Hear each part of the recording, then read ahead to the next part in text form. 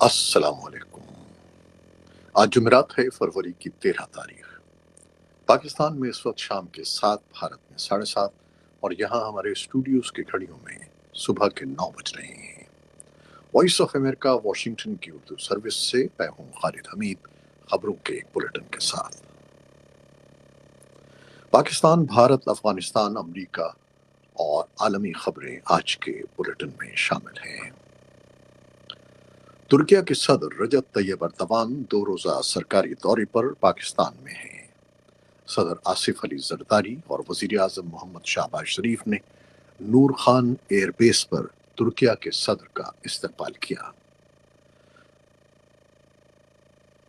وزیر اعظم ہاؤس آمد پر مہمان صدر کو گارڈ آف آنر پیش کیا گیا۔ وہ اسلام آباد میں high level strategic cooperation council اور پاکستان ترکیہ بزنس فورم میں شرکت کریں گے۔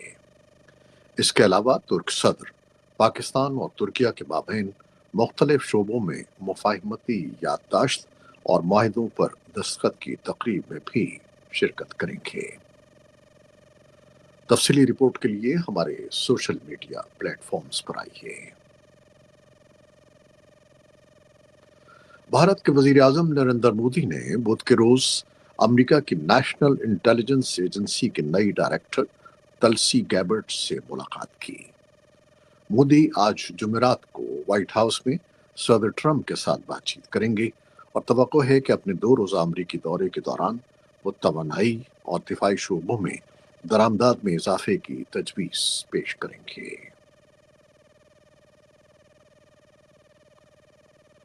صدر ڈونلڈ ٹرمپ کا کہنا ہے کہ بدھ کے روز ان کے ساتھ اپنی الگ الگ فون کالز میں روس اور یوکرین کے صدور نے امن کی خواہش کا اظہار کیا ہے۔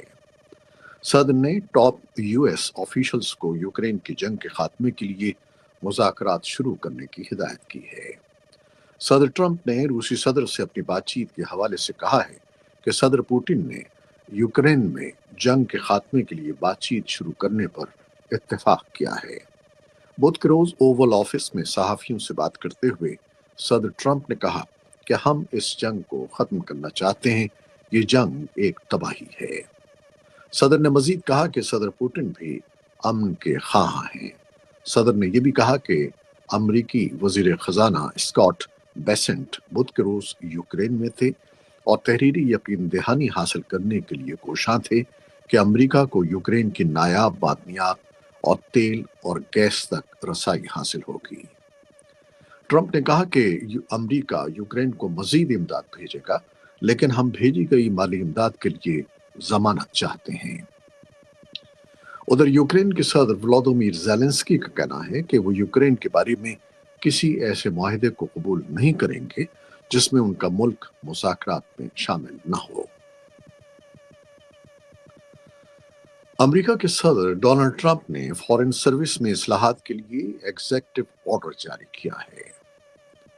بدھ کو جاری کیے گئے صدارتی حکم نامے میں وزیر خارجہ مارکو روبیو کو ہدایت کی گئی ہے کہ وہ ایسی اصلاحات لائیں جس سے فارن پالیسی کے ایجنڈے کا مؤثر انداز میں نفاذ ہو سکے۔ خبر رساں ادارے رائٹرز کے مطابق صدر ٹرمپ کا یہ حکم نامہ ایسے موقع پر سامنے آیا ہے جب وہ اس بات کو یقینی بنانے کے لیے تبدیلیاں کر رہے ہیں کہ امریکہ کی خارجہ پالیسی ان کے امریکہ فرسٹ ایجنڈے کے مطابق ہو۔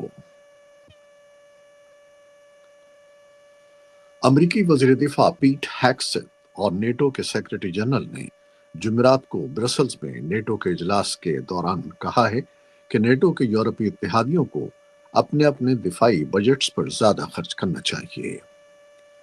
نیٹو کے 32 رکن ممالک میں سے 23 نے تنظیم کی گائیڈ لائن کے مطابق گزشتہ سال اپنے قومی دفاعی بجٹ پر اپنے جی ڈی پی کا 2% خرچ کرنے کی پیشگوئی کی تھی، لیکن 1/3 نے ابھی تک ایسا نہیں کیا۔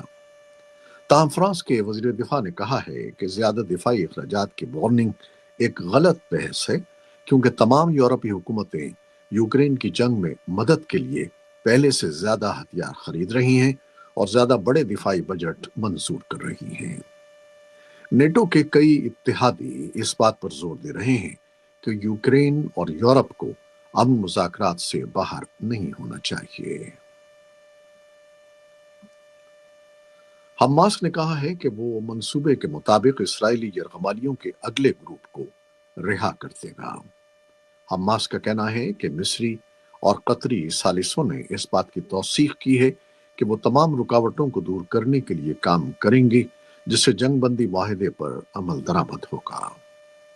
اس سے پہلے اسرائیلی یرغمالیوں کے خاندانوں نے جمعرات کو تل ابیب کی ایک مرکزی شاہراہ کو بند کر دیا۔ انہیں غزہ جنگ بندی کے نازک معاہدے کے ختم ہونے کا خدشہ ہے۔ جنگ بندی کا مقصد غزہ کی 15 ماہ سے جاری لڑائی کو ختم کرنا اور حماس کی تحویل میں موجود تمام یرغمالیوں کو رہا کرنا ہے۔ اس سے پہلے اسرائیل نے سیز فائر کی ناکامی اور پھر سے جنگ شروع ہونے کے خدشے کے پیش نظر فوجی ریزرو دستوں کو بلا لیا تھا۔ حماس نے معاہدے کے تحت ہفتے کے روز مزید 3 یرغمالیوں کو رہا کرنے پر رضامندی ظاہر کی ہے، لیکن اس سے پہلے اس نے اسرائیل پر جنگ بندی معاہدے کی خلاف ورزی کا الزام لگا کر یرغمالیوں کی رہائی کو معطل کرنے کا اعلان کیا تھا۔ افغانستان کے دارالحکومت کابل میں وزارت شہری ترقی اور ہاؤسنگ میں خودکش دھماکے میں ایک شخص ہلاک ہو گیا ہے۔ یہ افغانستان میں رواں ہفتے ہونے والا دوسرا خودکش دھماکہ ہے۔ 2 روز قبل قندوز میں ایک بینک کے باہر خودکش حملہ ہوا تھا۔ جمعرات کو ہونے والے دھماکے سے متعلق افغان طالبان کا کہنا ہے کہ یہ خودکش حملہ تھا، جس میں ایک شخص ہلاک اور 3 زخمی ہوئے۔ اس خودکش حملے کی فوری طور پر کسی گروہ نے ذمہ داری قبول نہیں کی ہے۔ جرمنی میں حکام نے بتایا ہے کہ جمعرات کو وسطی میونخ میں ایک یونین کے مظاہرے میں ایک ڈرائیور نے لوگوں پر کار چڑھا دی، جس سے بچوں سمیت کم از کم 28 افراد زخمی ہو گئے۔ بویریا کے گورنر مارک سوڈر نے کہا کہ شبہ ہے کہ یہ ایک حملہ ہو سکتا ہے۔ یوگنڈا میں حزب اختلاف کی ایک سرکردہ شخصیت کیزا بیسیجے نے بھوک ہڑتال شروع کر دی ہے۔ ان کا ایک فوجی ٹرائبیونل میں مقدمہ چل رہا ہے۔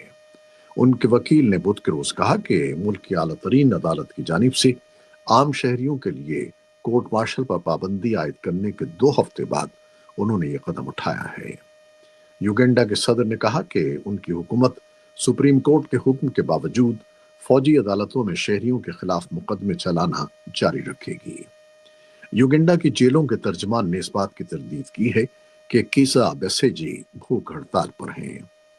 اپوزیشن لیڈر کیزا بیسیجی 4 صدارتی انتخابات میں موجودہ صدر یووری موسوینی کا مقابلہ کر چکے ہیں، لیکن وہ ہار گئے۔ پیرس کی ایک فلورسٹ بلانشے پیئر نے اپنی دکان میں ایک گلدستہ تیار کرتے ہوئے سفید پھولوں کا ایک گچھا اٹھایا اور بغیر کسی ہچکچاہٹ کے پنکھڑی چکتے ہوئے کہا کہ آپ اسے کھا سکتے ہیں۔ یہ دلچسپ ذائقوں والے پھول ہیں اور لونگ اور کالی مولی جیسا ذائقہ رکھتے ہیں۔ پھولوں کی اس دکان میں ویلنٹائن ڈے کے لیے روایتی تحائف خریدنے کے خواہش مند افراد کے لیے خوردنی پھولوں کے گلدستے فروخت ہو رہے ہیں۔ یہ تھی وہ خبریں جو فیس بک لائیو پر ہم نے آپ کے لیے براہ راست پیش کی۔ ہماری ویب سائٹ اور پوڈ کاسٹ پر یہ بلیٹن آپ کے لیے پوسٹ کر دیا جاتا ہے۔ آپ ہمارے بلیٹن کو شیئر کرتے ہیں اور اپنے کمنٹس میں اپنی محبتوں کا اظہار کرتے ہیں، جس کے لیے ہم آپ کے بے حد مشکور ہیں۔ اپنی ان محبتوں کو جاری رکھیے گا۔ نیوز پروڈیوسر بے نظیر صمد اور نیوز ایڈیٹر بہجت چیلانی کے ساتھ خالد حمید کو اب اجازت دیجیے گا۔ اللہ حافظ۔